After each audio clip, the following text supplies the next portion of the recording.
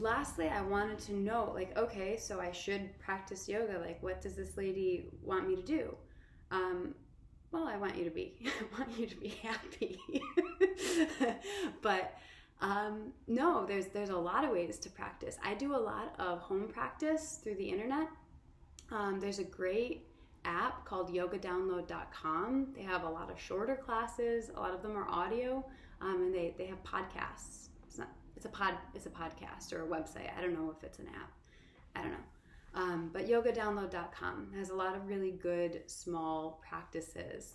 YouTube is like chock full of beginner practices, intermediate, advanced. Like, you can find free yoga classes left, right, and center. And some of them are going to resonate with you and be great, and some of them are not going to be for you.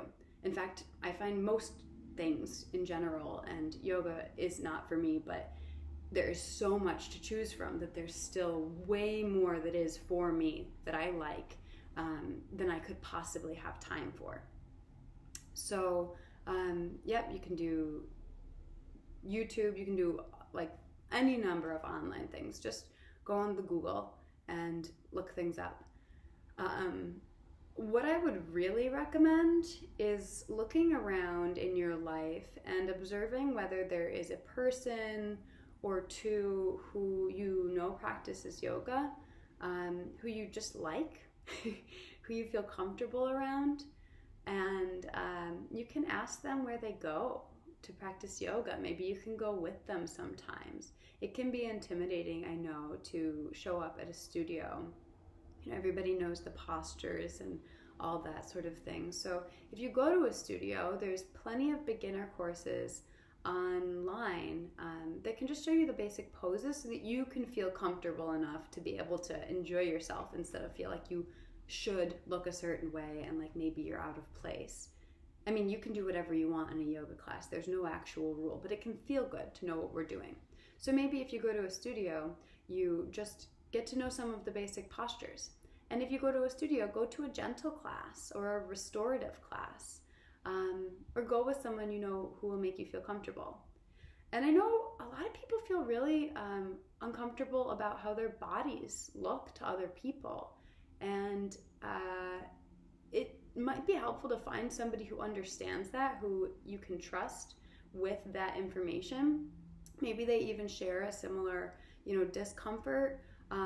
Just somebody where you can be a little bit vulnerable and be like, hey, I'm not totally comfortable with this, but I want to try it. Maybe you find a buddy who is interested in looking and checking out yoga with you. And I know that if you're somebody who feels out of place in a regular yoga class, just like our standard studio classes, which God knows I wish was not the case. I wish everybody could just walk into a class and feel comfortable. There are a lot of offerings these days for curvy yoga, for yoga with people of different abilities.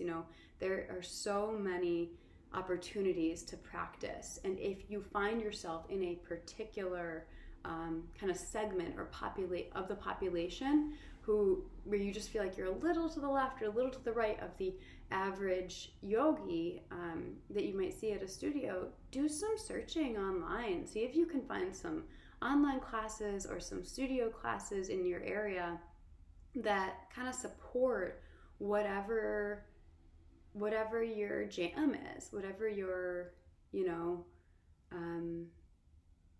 support what your needs are.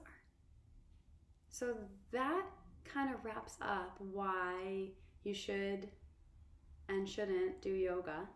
And if you made it this far, thanks for watching. Have a great day.